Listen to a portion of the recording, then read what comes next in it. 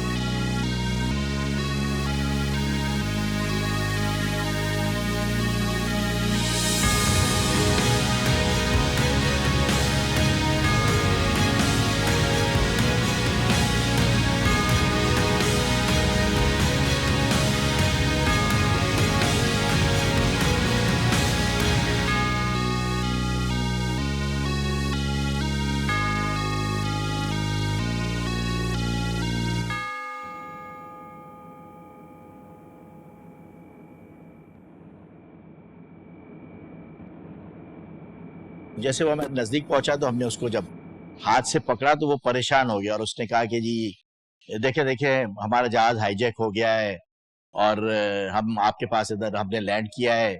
Hijackers कह रहे हैं कि जी फ्यूल दे, हमने आगे जाना है। तो हम उसको लेकर वापस एयरपोर्ट की तरफ चलने लगे। तो ऐसे चलते चलते उसने पूछा कि ये कौन सी जगह है। तो हमने उसको कहा हैदराबाद। तो उसने कहा हैदराबाद, लेकिन हमें तो पायलट ने बताया कि मैंने इंडिया में लैंड किया है।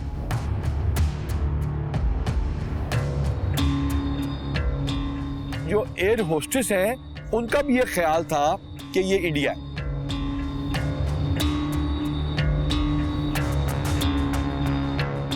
अच्छा, ये जब मैंने उसकी बात सुनी तो मैंने गोरचानी साहब ने मशवरा किया और हमने एयरपोर्ट मैनेजर को कहा कि लाइट्स बंद कर दो एयरपोर्ट की, कहीं भी कोई हैदराबाद लिखा हुआ नजर नहीं आना चाहिए। उस रात हैदराबाद में सुहेल अकबर शाह साहब की वजह से उन्होंने सारे एसएचओ को, मजिस्ट्रेट्स को उनको दौड़ाया, तो हैदराबाद में ना अजान नहीं कराई रात की हमने, ताकि उनको आवाज ना आ जाए।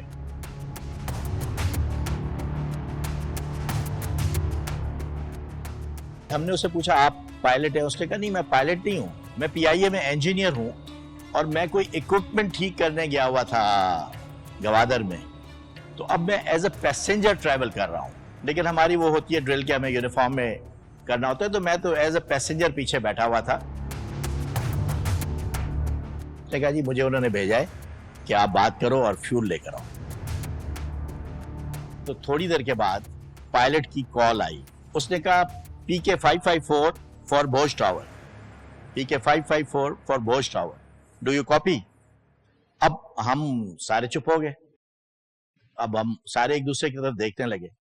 2-3 दफा थोड़ी थोड़ी देर के बाद वो ये कॉल कर रहा था, PK 544 फॉर भोज टावर। मैंने वो उठाया वायरलेस और मैंने उसको कहा कि 554 दिस इज भोज टावर।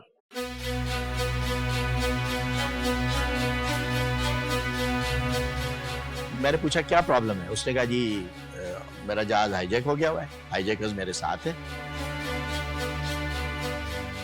मैंने उसको कहा कि जी मेरी आप हाईजैकर से बात कराएं। टावर से बात करवाई मैंने इसकी, मैंने कहा तुम बात करो। उसने कहा जी हमने हाईजैक कर लिया है, हमें पेट्रोल दें और हमने जाना है दिल्ली। मैंने कहा आपको कोई इधर जहाज खड़ा हुआ नजर आ रहा है? ये तो बहुत दूर है, बिल्कुल डेजर्ट में ये एक गांव है कच्छ में। आधे घंटे में यहाँ तेल नहीं पहुंच सकता, मैं आपको तेल दूंगा बिल्कुल। तो वो कहने लगा कि अगर आधे घंटे में तेल नहीं पहुंचा तो मैं हर 5 मिनट के बाद एक पैसेंजर को गोली मारकर लाश बाहर फेंकता जाऊंगा।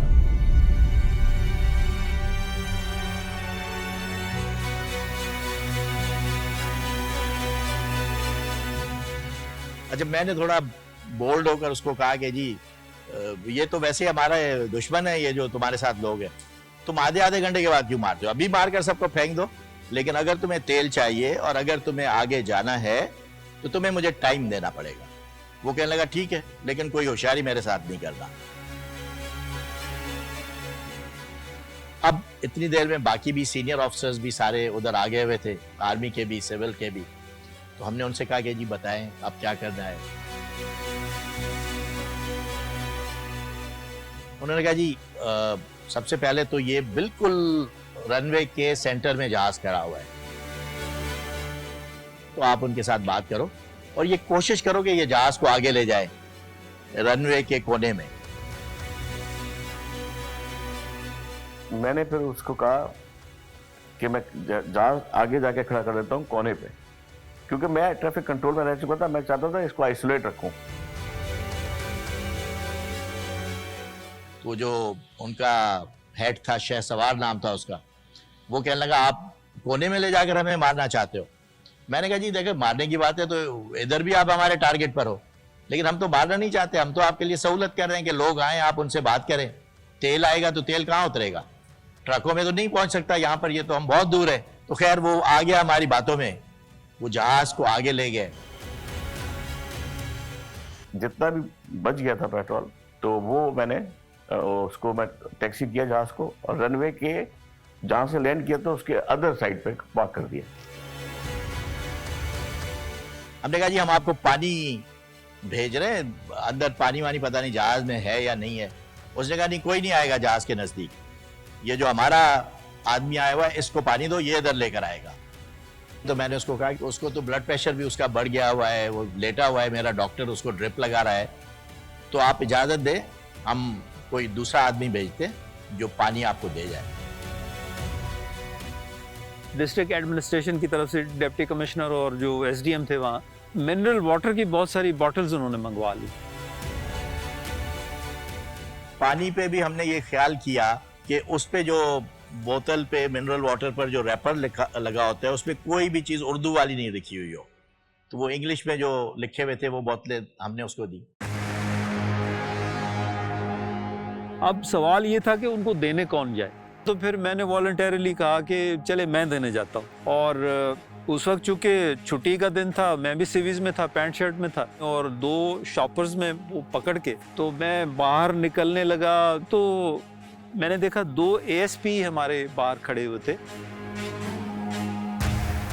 कॉरिडोर में। एक एएसपी थे यूनिफॉर्म में और एक एएसपी वो पैंट शर्ट में थे सिविज में, डॉक्टर उस्मान अनवर, जो आजकल आईजी पंजाब है।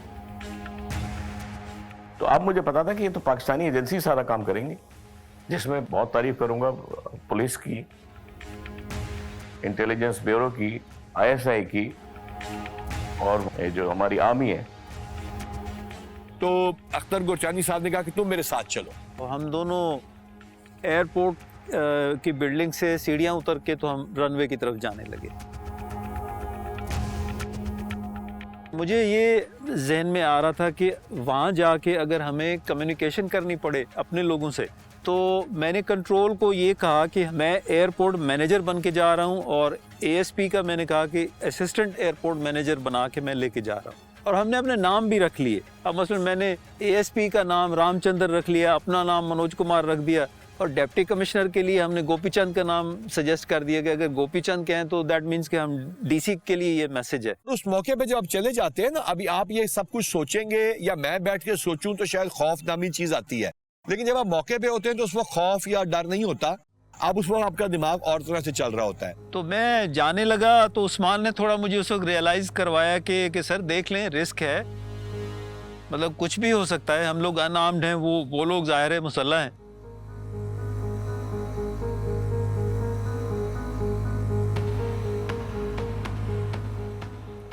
तो मैंने कहा यार जो मौत किसी लम्हे आनी है तो वो उसी वक्त आनी है, तो कोई बात नहीं, अल्लाह मालिक है, मैं आगे चला गया। हम यही डिस्कस करते जा रहे थे मैं और उस्मान के वहाँ चल के ये कोशिश करेंगे कि पानी देते हुए इन लोगों को एंगेज करें, किसी तरह ये हमारी बातचीत में हमारे साथ एंगेज हो जाए। गुरजानी साहब को मैंने रास्ते में कहा कि सर मेरी तो जेब में पैसे हैं, ये तलाशी ना ले ले। तो 500 रुपये बड़ी वैल्यू रखते थे उस टाइम पे, तो मैंने एक पत्थर के नीचे रखे, वो बाद में खैर काम मिलने थे। हम लोग पहुंच गए वहाँ, ऑलमोस्ट कोई 200-300 मीटर दूर जहाज खड़ा हुआ था अंधेरे में, पेल सी लाइट्स हैं, बिल्कुल डिम लाइट्स, और उनमें हमने देखा मुसाफिर जो हैं बेचारे गर्मी से कोई अखबार और या इस तरह की चीज़ें ऐसे जैसे पंखा चल रहे हैं अपने आप को। तो हमने उनको ऐसे इशारे करके बताया कि ये पानी हम आपके लिए लाए हैं, तो लेकिन वो आगे से कोई रिस्पॉन्ड नहीं कर रहे थे। फिर हमने वॉकी टॉकी से कंट्रोल को कहा कि इन्हें पायलट के थ्रू इन्हें बताएं कि हमारा एयरपोर्ट मैनेजर और असिस्टेंट मैनेजर पानी आपके लिए लेके आए हुए हैं, तो आप आके पानी ले लें।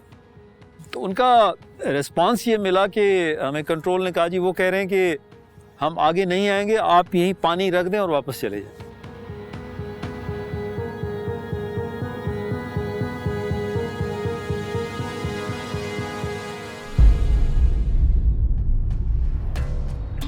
अब मेरी ये कोशिश थी कि हम इनको किसी तरह एंगेज करें बातचीत में। मैंने कंट्रोल से कहा कि इनको कहो हम इंडियन बहुत खुश हैं कि आपने ऐसा काम किया है, तो हम तो आपका स्वागत करने के लिए खड़े हुए हैं यहाँ पे।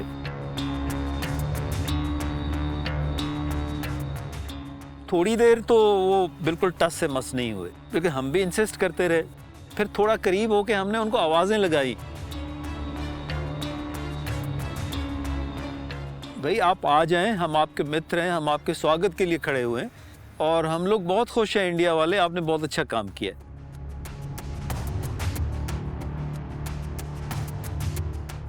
तो काफ़ी हेजिटेशन के बाद जाके तो मैंने देखा कि वो तैयार हुए।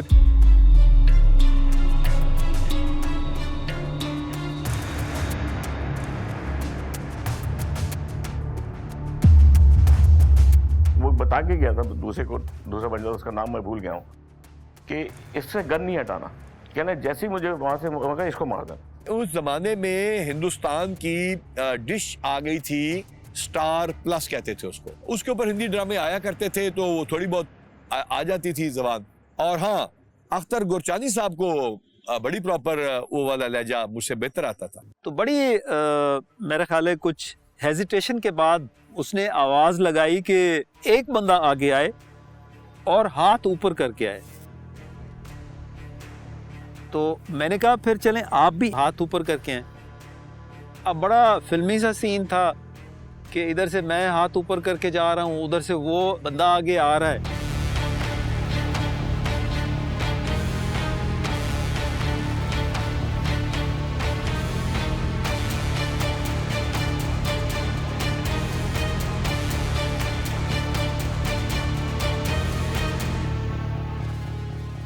जैसे एक थ्रिल भी होती है और एक सनसनाहट भी होती है कि एक रिस्क है, कुछ भी हो सकता है।